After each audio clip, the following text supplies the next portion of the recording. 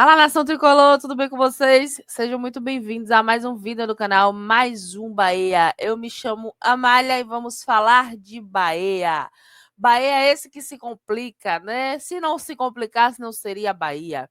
Só quem é torcedor do Bahia sabe, né, o que é esse sentimento. O que é que acontece, gente? O Inter que ganhou ontem do Nacional, dentro da casa do Nacional, coisa que o Bahia não conseguiu fazer dentro de casa. E o que acontece? A situação do Bahia se complica um pouco mais. Bahia, que era líder, agora está em terceiro colocado, terceiro lugar, com 7 pontos. Mas esse quadro pode se reverter. Como, Amália? Só depende do Bahia. Eis a grande questão, eis o grande problema. Quando só depende do Bahia, porque é aquele ditado que todo torcedor do Bahia fala, né?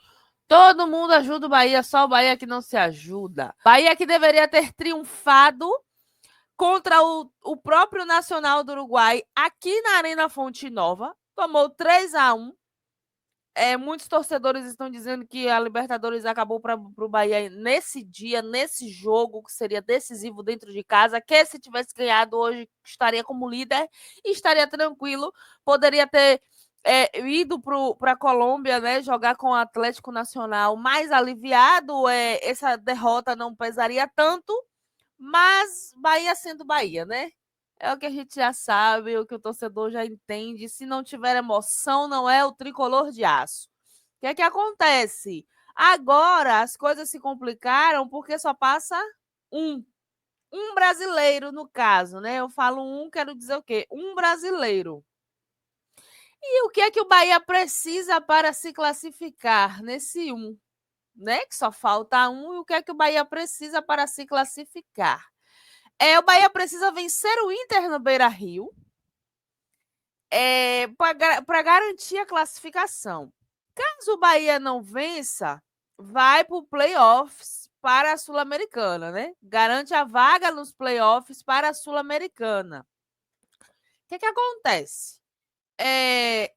Se o Bahia vencer o Inter no Beira-Rio, se eu não me engano, acho que são 11 anos que o Bahia não consegue triunfar contra o Inter na Beira-Rio.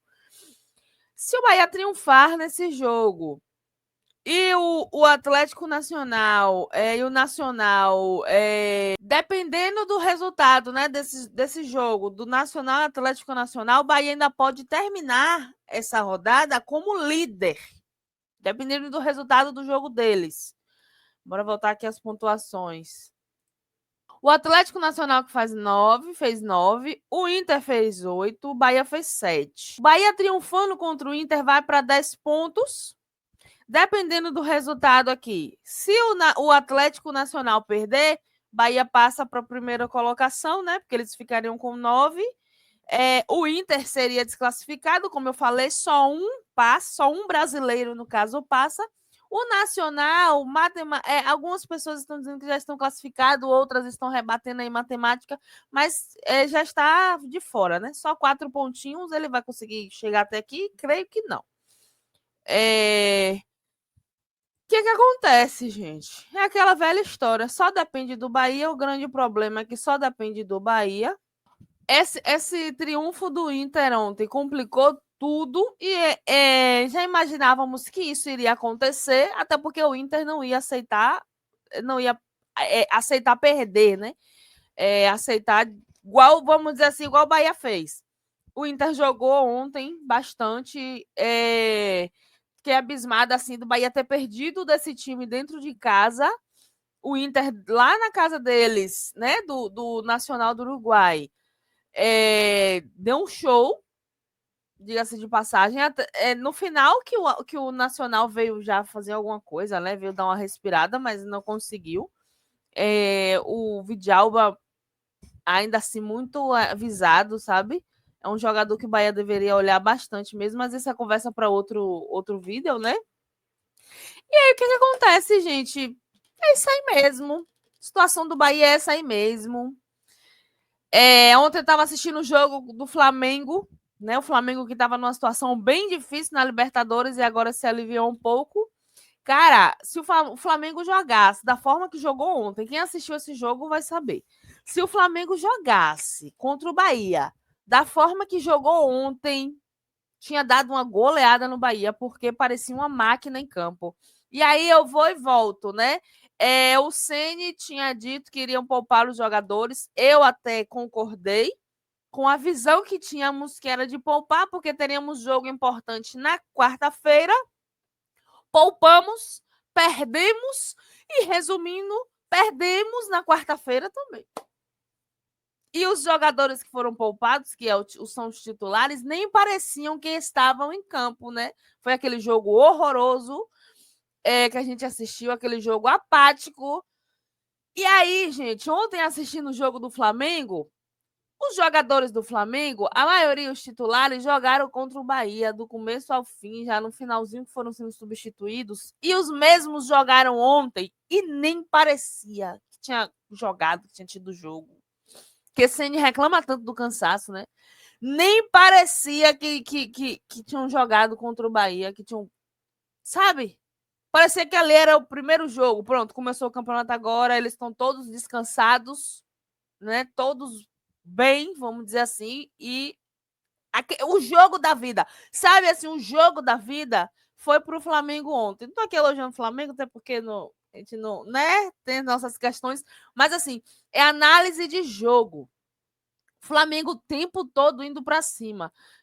Deu 2-0 e ainda assim, com os 2-0, o Flamengo indo para cima.